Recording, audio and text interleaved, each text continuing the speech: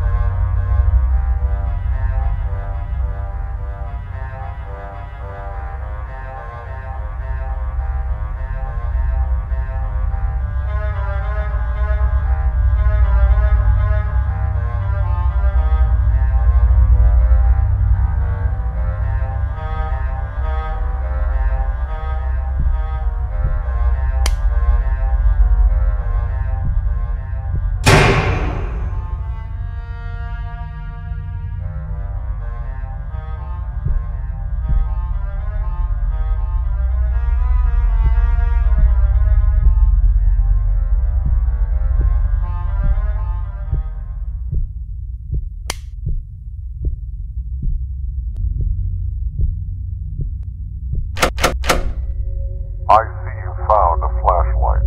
Past this door, things can get quite dangerous. Your memories from your past life are still probably blurry, but they'll start coming back shortly.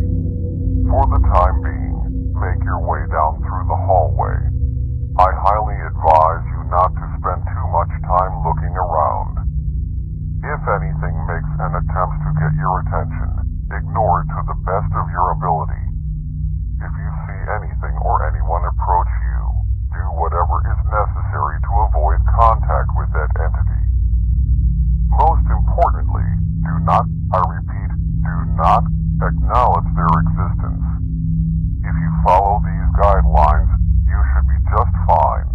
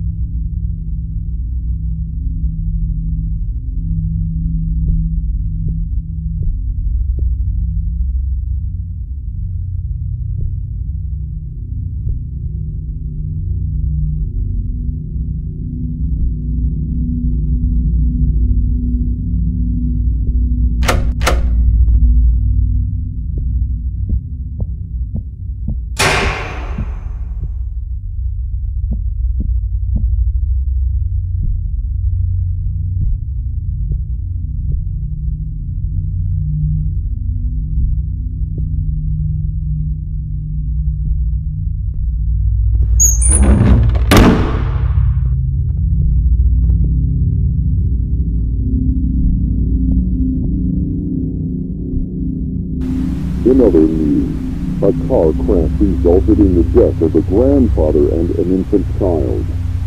Authorities reported that the car swerved off the road and crashed into a tree. The only survivor was the grandmother of the infant child.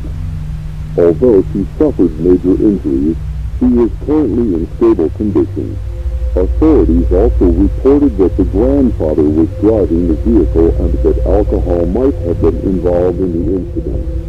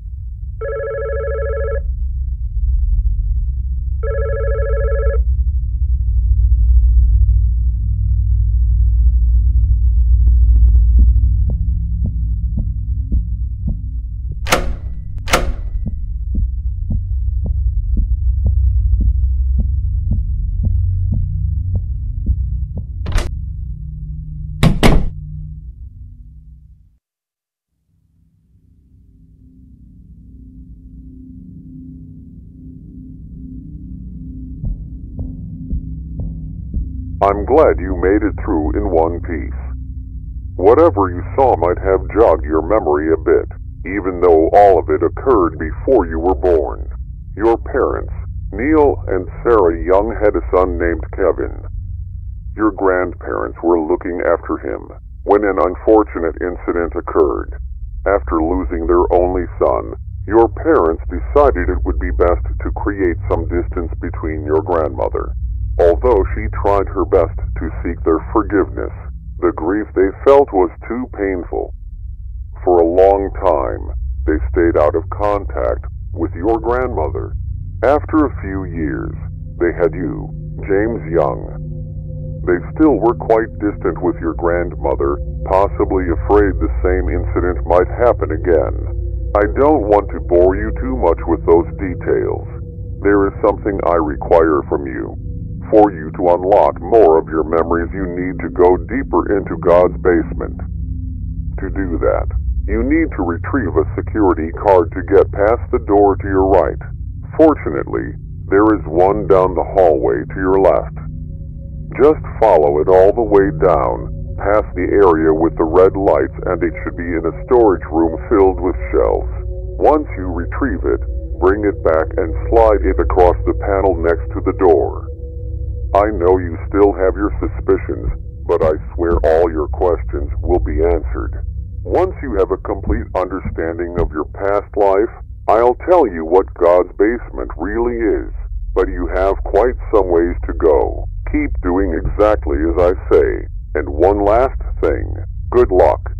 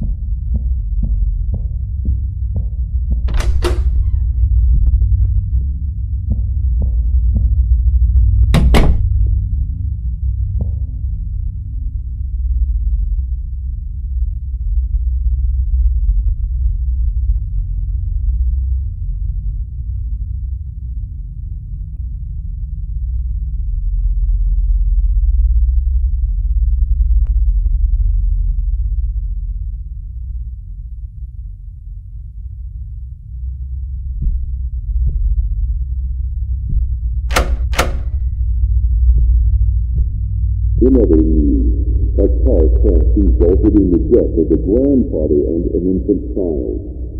Authorities reported that the car swerved off the road and crashed into a tree. The only survivor was the grandmother of the infant child. Although she suffered major injuries, she is currently in stable condition. Authorities also reported that the grandfather was driving the vehicle and that alcohol might have been involved in the incident.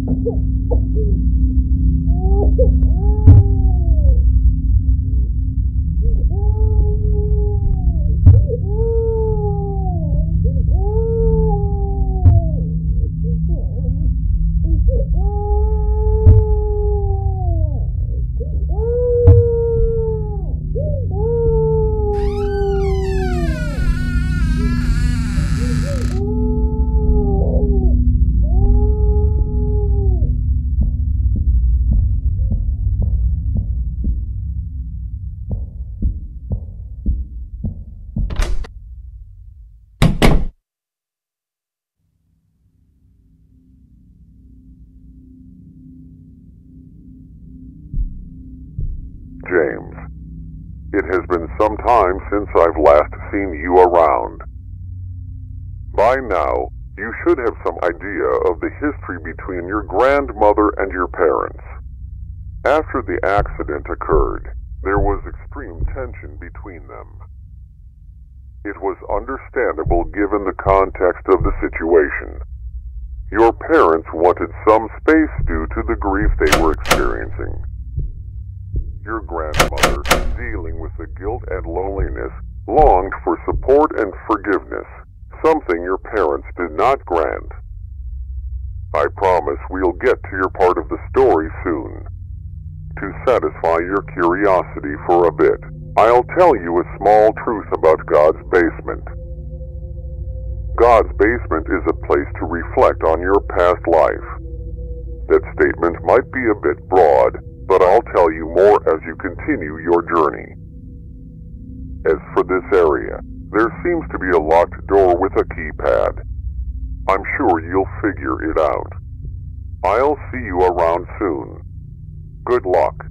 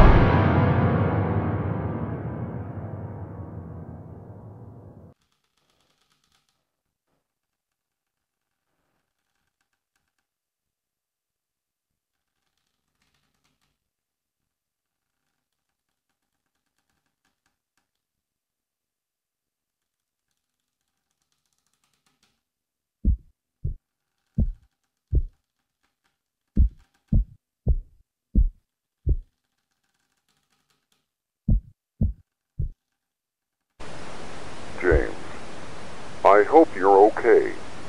That looked like it probably hurt. Good news is, this room looks relatively safe.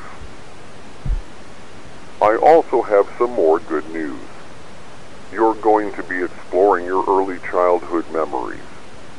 For the most part, you were raised by your grandmother. A good chunk of your memories have manifested themselves in the form of journal entries. Read those carefully as they represent your thoughts and emotions at the time. You probably thought you'd be stuck in that dimly lit, creepy office area forever. At least you're getting a change of scenery. God's basement tends to manifest itself in an unusual way. The more you remember about your childhood, the creepier things can get. Remember when I asked you to ignore anything unusual? Well, that was just a joke. It's obviously there for a reason. The only reason I said that was to frighten you. I find it quite amusing. Well, I should probably wrap this monologue up. Find more about your past, and one last thing. Good luck.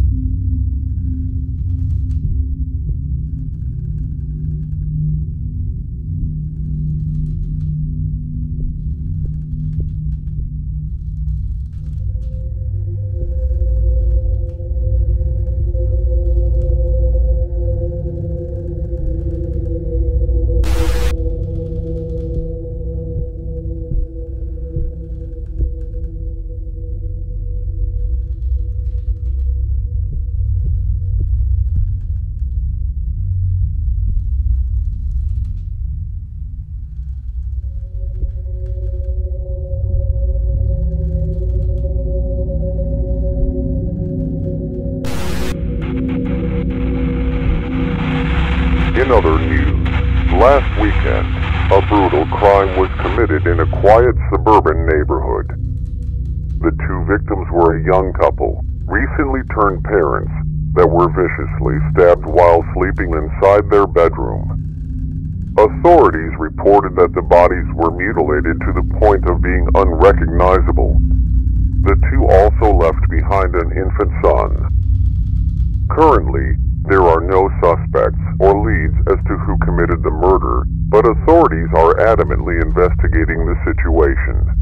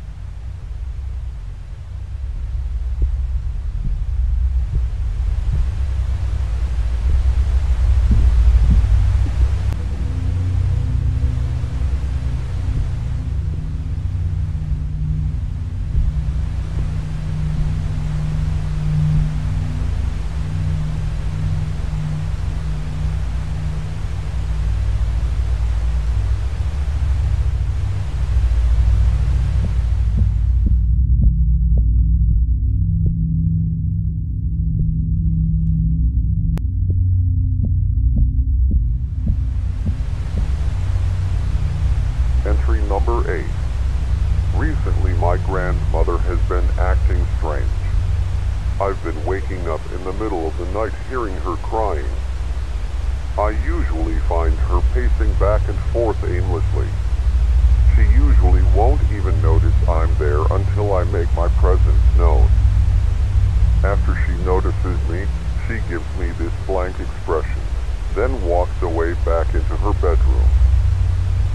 Sometimes I'll press my ear against her door, and I'll hear a distorted version of this classical song she always listened to. Although these incidents are rare, they still creep me out. It happens about once every few months. Hopefully she gets better.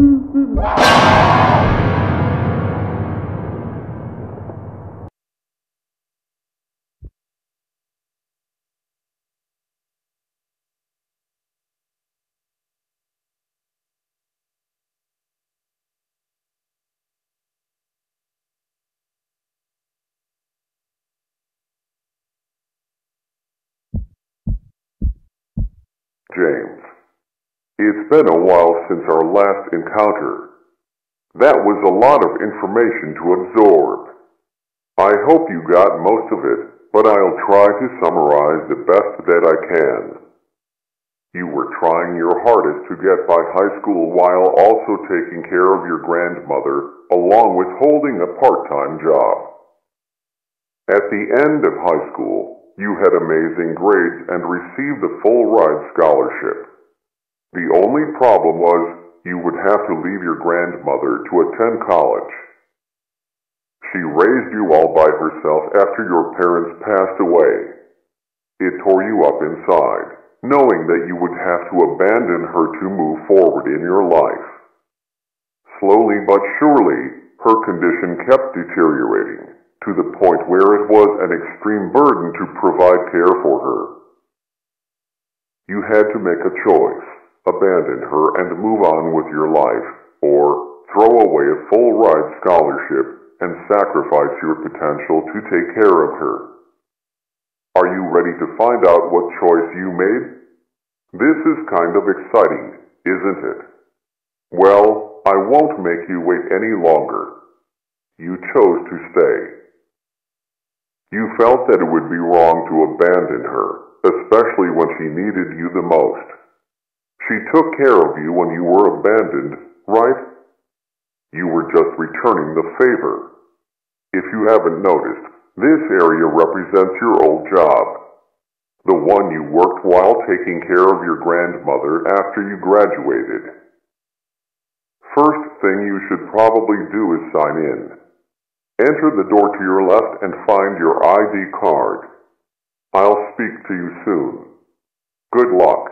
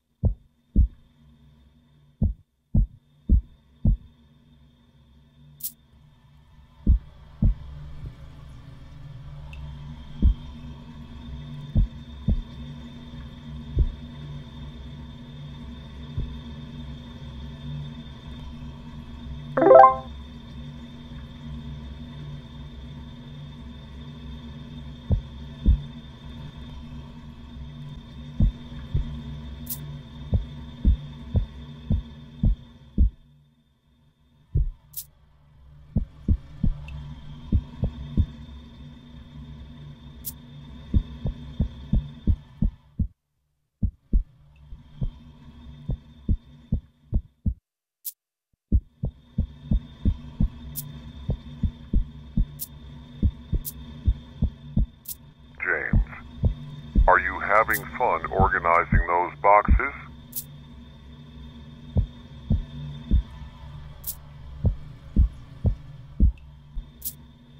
Are those boxes heavy? It must get pretty tiring doing this 8 hours a day, 5 days a week.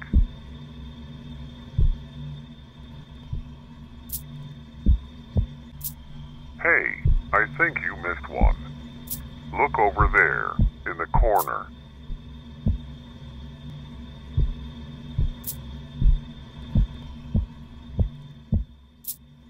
Does it get tiring? Doing this job day after day, only to come home having to care for your elderly grandmother.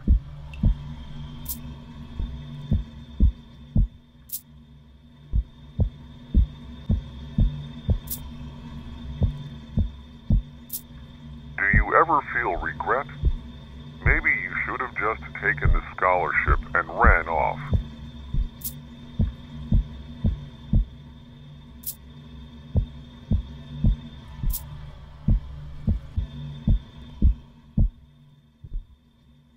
Think of all the potential you wasted. Was it worth it? Doing the same thing every single day.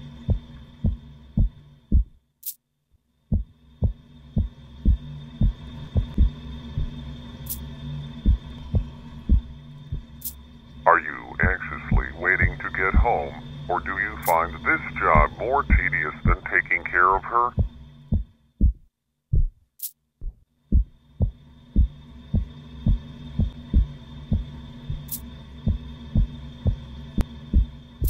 It might seem like I'm trying to belittle you, but I'm just relaying the thoughts you had at the time.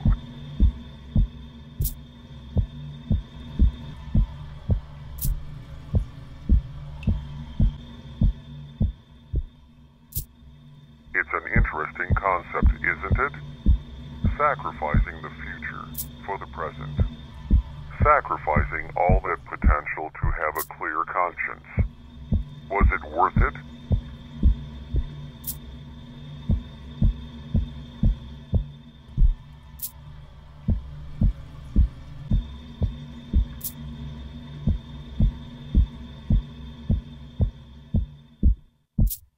Wow, great job, James. Are you ready to start all over again tomorrow?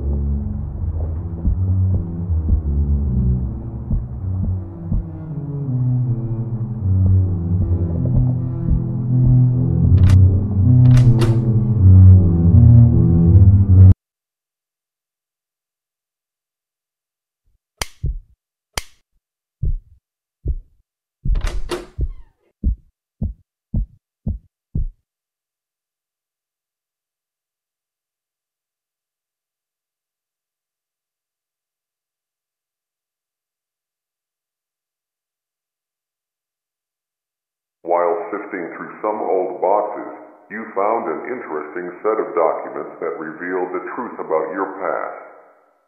Your grandparents were involved in an accident that killed your grandfather and your infant brother. It wasn't your grandmother's fault entirely, but your parents couldn't help but put the blame on her. With no family or friends left, living a hopeless and bleak existence, your grandmother decided to murder them. With your parents out of the way, she could raise you all by herself. Her desire was selfish and evil. That was all you needed. A way to justify her death, a way to break the burden of taking care of her. Do you remember what you did? I'll walk you through it once more, just in case you've forgotten.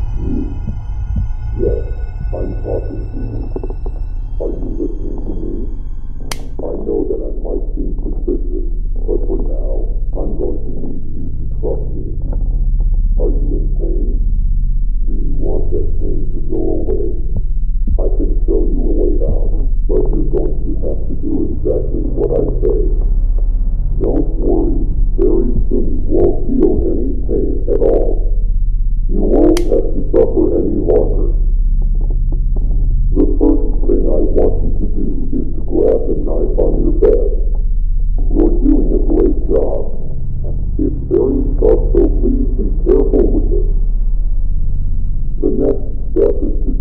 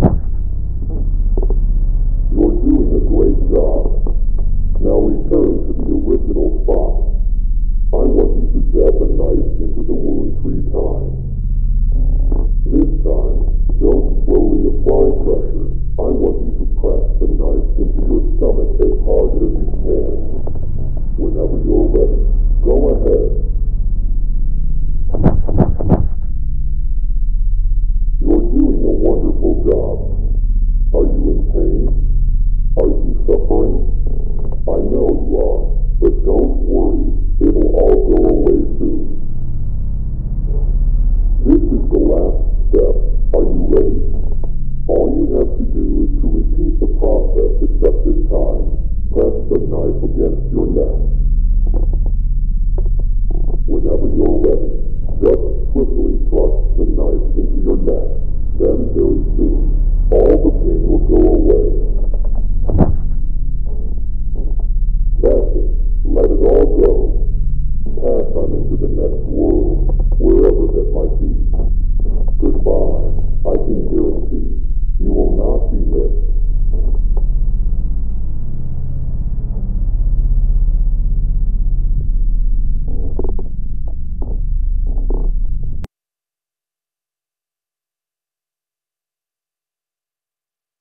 James, you murdered her. You knew about her delusions. She always talked about the man in the radio, so you decided to become that character. You replaced the old radio, and then played an audio file telling her to stab herself repeatedly with a knife. You knew she was delusional and had episodes of schizophrenia. She followed your instructions and eventually bled to death due to her self-inflicted injuries. Since all the evidence pointed to a suicide, you weren't charged with anything. You finally got what you wanted. You were finally free. You might be wondering how exactly you ended up dead. Well, for the first few months, you lived your life carefree. You actually enjoyed life to some extent, not being tied down by an ill relative. But eventually, that all came crashing down. It started off with brief, horrific, gruesome nightmares. Visions of her stabbing herself endlessly, blood gushing out of her wounds, flooding your mind with blood-red guilt. Slowly, these nightmares leaked into your daily life. You'd see her out of the corner of your eye, whether you were driving, walking down the street, or at work. Even though you killed her, she never really left. She lived in your mind and haunted you every day until you eventually couldn't fall asleep. Every time you closed your eyes, even for the briefest of moments, she'd manifest in your subconscious. Eventually, you went to the hospital and you were prescribed sleep medicine, but that only suppressed the issue. Slowly, your body adjusted to the medicine and you needed to increase the dose for the medicine to be effective. This process kept repeating until you were taking multiple times the recommended amount. You were addicted, until one night you overdosed on sleep medication.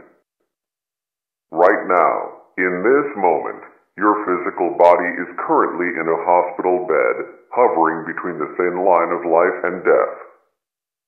You're still probably wondering why you're here in God's basement. I'll finally tell you who I am and what this place really is. God's basement is a realm for those who have committed great sin but are still redeemable. The individuals that arrive in God's basement relive their own versions of hell, allowing them to reflect on their life and watch their slow descent into evil. Their resentment, hate, bitterness, and jealousy accumulate, until those emotions manifest themselves through atrocious acts, yours being murder. You were backed into a corner, watching your life slowly pass you by. All those opportunities you sacrificed. All that potential wasted. You became bitter and resentful. Many could sympathize with you. Many might have even done the same. You were hopeless, and it felt like you were inside a living hell. I am called the Operator. I am an entity that manifests in God's basement. I manifest myself in different ways depending on the person. My job is to guide the person inside God's basement and allow them to relive their life from a different perspective.